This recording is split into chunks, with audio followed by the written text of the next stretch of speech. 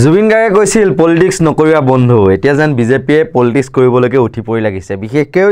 ৰাজ্যৰ মুখ্যমন্ত্ৰী হিমন্ত বিশ্ব শৰ্মা এতিয়া তেওঁ আহফলা ৰাজনীতি কৰিবলৈ ধৰিছে এফালে জীৱিত কালত জুবিন গাৰ্গক কোনোবাই যি সমালোচনা কৰিছিল গঠনমূলকভাৱে বা কিবা যদি কৈছিল সেইখিনি এতিয়া তাৰমানে উগাৰিবলৈ লৈছে আকৌ উগাৰি পেলাই সেইবিলাক তেওঁ নিজে আকৌ কিছুমান কথা ক'বলৈ লৈছে যে আমুকক জুবিন গাৰ্গক জীৱিত কালত এনেকৈ কৈছিল কিন্তু কিছুমান আদৰ্শগত অমিল থাকিব পাৰে কাৰোবাৰ হাৰত তেতিয়া সমালোচনা কৰিব পাৰে সেই বুলিয়ে তাৰ অৰ্থ এইটো নহয় যে ব্যক্তিগৰাকীৰ মৃত্যুৰ পিছত আসলে ব্যক্তি বুলি ক'ব নালাগে জুবিন গাৰ্গ এটা অনুষ্ঠান আছিল সেই অনুষ্ঠানটোৰ মৃত্যুৰ পিছত তেওঁ কি কৈছিল আগতে কোনে সেইটো প্ৰয়োজন নহয় তেওঁ আমাক কি দি গ'ল তেওঁৰ পৰা আমি কি পাবলৈ সক্ষম হ'লো অসমীয়া জাতিৰ আবেগ তেওঁ কৰা নাছিল কি তেওঁ ৩৮,০০০ গান এটা ৰাতি ৩০টাতকৈ অধিক গীতৰ ৰেকৰ্ডিং ৪০টাতকৈ অধিক ভাষাত গীত তেওঁ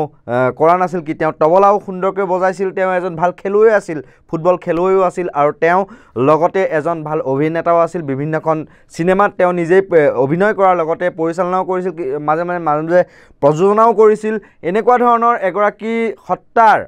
আদৰ্শৰে পৰিচালিত হ'ব পাৰিবনে বিজেপি এতিয়া বিজেপিয়ে অহা ২৩ অক্টোবৰৰ পৰা ২৬ অক্টোবৰলৈ চলাব এক বিশেষ অভিযান সামাজিক মাধ্যমত ময়ো জুবিন আমিও জুবিন মই বা আপুনি কেতিয়াও জুবিন গাৰ্গ হ'ব নোৱাৰোঁ কিয় নোৱাৰোঁ আমি কামেও নোৱাৰোঁ আমি তেওঁৰ যি সৃষ্টিৰ আজি তাৰ লগতো নোৱাৰোৱেই বিজেপিয়েতো আৰু নোৱাৰে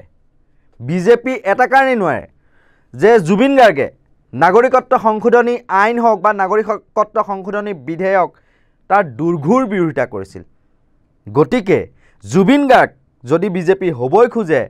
যদি প্ৰকৃতাৰ্থত জুবিন গাৰ্গৰ আদৰ্শৰে পৰিচালনা হ'ব খোজে মুখ্যমন্ত্ৰী ডক্টৰ হিমন্ত বিশ্ব শৰ্মাই তেতিয়াহ'লে সেই কাখন বাতিল কৰি দেখাওক এক নম্বৰ দ্বিতীয়তে জুবিন গাৰ্গে কৈছিল মোৰ কোনো জাতি নাই মোৰ কোনো ধৰ্ম নাই মোৰ কোনো ভগৱান নাই তেতিয়াহ'লে মুখ্যমন্ত্ৰী হিমন্ত বিশ্ব শৰ্মাই আজিৰ দিনটোৰ পৰা সাম্প্ৰদায়িকতাৰ যি ৰাজনীতি ধৰ্মীয় যি ৰহণ সানিবলৈ চেষ্টা কৰে প্ৰতিটো বিষয়ত সেইবিলাক এৰি জুবিন গাৰ্গৰ সেই সকলোকে যি আদৰি লোৱাৰ বা সকলো ধৰ্মকে সমধৰ্মকে যি মানে আদৰি লোৱা সেই আদৰি লোৱাৰ প্ৰচেছটো তেওঁ আকোৱালি লওক যদিহে জুবিন গাৰ্গৰ আদৰ্শৰে যাতে পৰিচালনা তাৰমানে হ'বলৈ বিচাৰিছে ময়ো জুবিন গাৰ্গ আমিও জুবিন গাৰ্গ যদি হ'ব বিচাৰিছে তৃতীয় কথা প্ৰকৃতিক অত্যন্ত ভাল পাইছিল জুবিন গাৰ্গে গছ কটাটো তেওঁ সহ্য কৰিব পৰা নাছিল গছ কটাৰ সলনি তেওঁ গছ ৰোপণ কৰিছিল তেওঁ প্ৰকৃতিপ্ৰেমী আছিল সাংঘাতিক গতিকে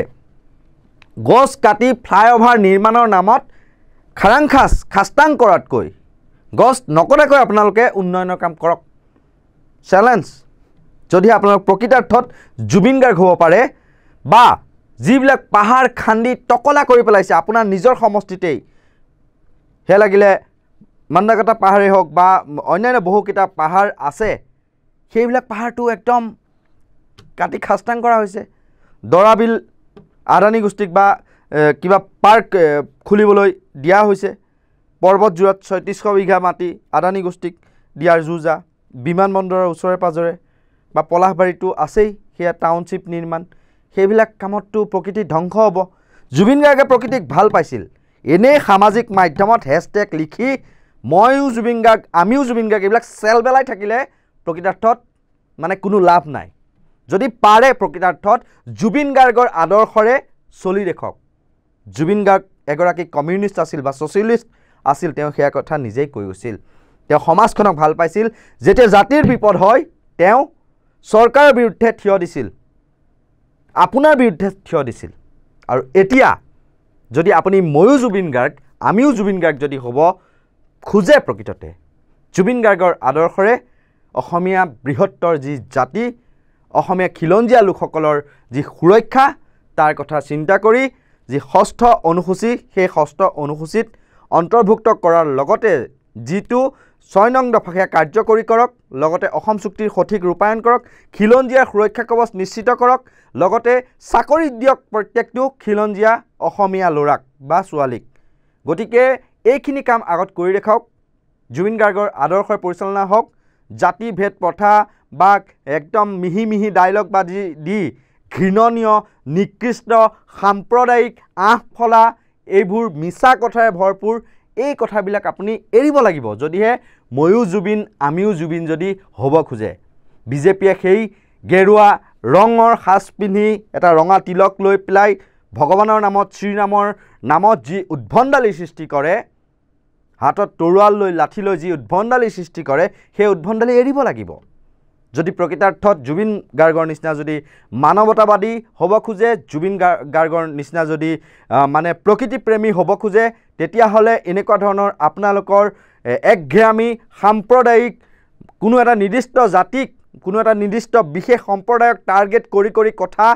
লুঙি টুপিক ধৰি পেলাই গালি পৰা এই চৰিত্ৰবিলাক আপোনালোকে এৰিব লাগিব তেতিয়াহে আপোনালোক প্ৰকৃতাৰ্থত হ'ব পাৰিব এজন জুবিন গাৰ্গ এনেকুৱা ধৰণৰ সত্য নিৰপেক্ষ বিশ্লেষণৰ বাবে আপোনালোকে চাই থাকিব নৰ্থ ইষ্ট নাও আৰু ইয়াৰ লগে লগে মই কল্পজ্যোতি শইকীয়াই বিদায় লৈছোঁ ধন্যবাদ